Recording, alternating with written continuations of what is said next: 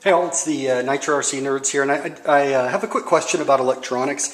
Have you ever been to the track and got ready to start your vehicle and pretty much got nothing? Well, one thing I can tell you is this sure as hell isn't going to happen to me, but it's getting close.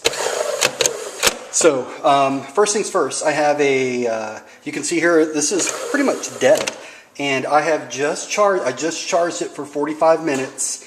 Prior to that, I charged it for like 30 minutes and it died.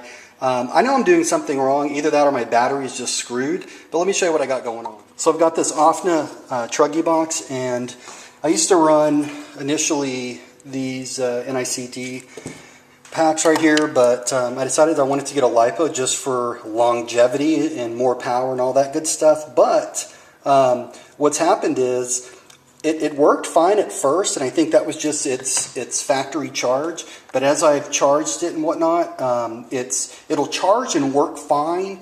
But then I can, start it maybe 3-4 times, and then it dies. And so just now I had what I thought was fully charged. I started my Truggy, everything worked fine, and then what I did is I tuned it a little bit.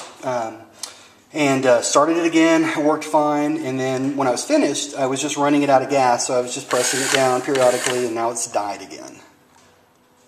I've also learned that it can get so low that when I put it on my charger, which I'll show you here in a minute, it won't even read it as a Lipo, so I put it on, I think NICD or NIMH at 1A just for a little bit, just so it gets some form of a charge, and then it recognizes it as a Lipo.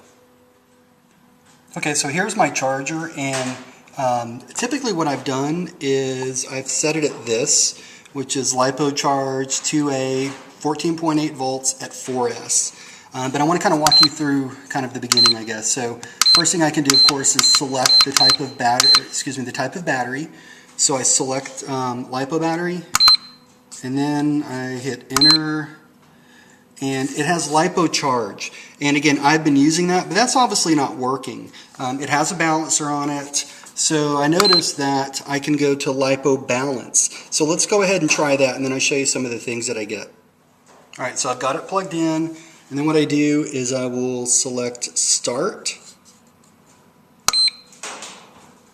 and it does a battery check. Oh, hang on one second, well, now you can at least see what happens. And so what I've done is I've unplugged the balancer, I put it on NIMH at 1A, and it's showing it's at 9 point, well you can see it's kind of going up, but I'll let this charge for, I don't know, 2 or 3 minutes. Okay, so I actually charged it less than a minute, and that got me what I needed. The next thing here that I don't understand, because it changes sometimes, is this R3 SER and S4 SER.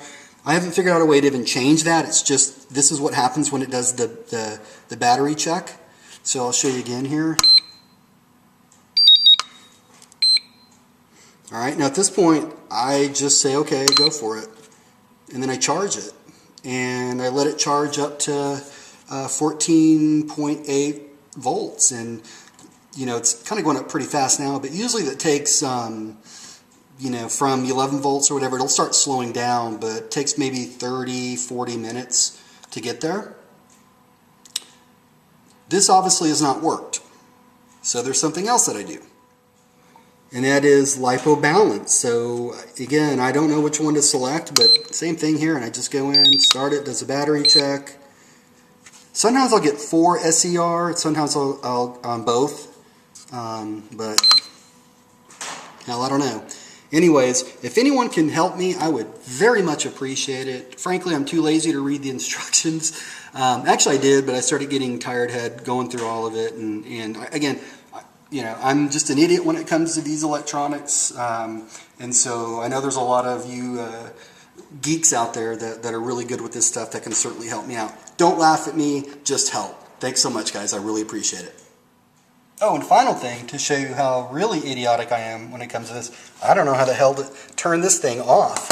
There's no switch on here that I can see, so I do it the old-fashioned way. I just unplug it. If there's another way to turn it off, please let me know.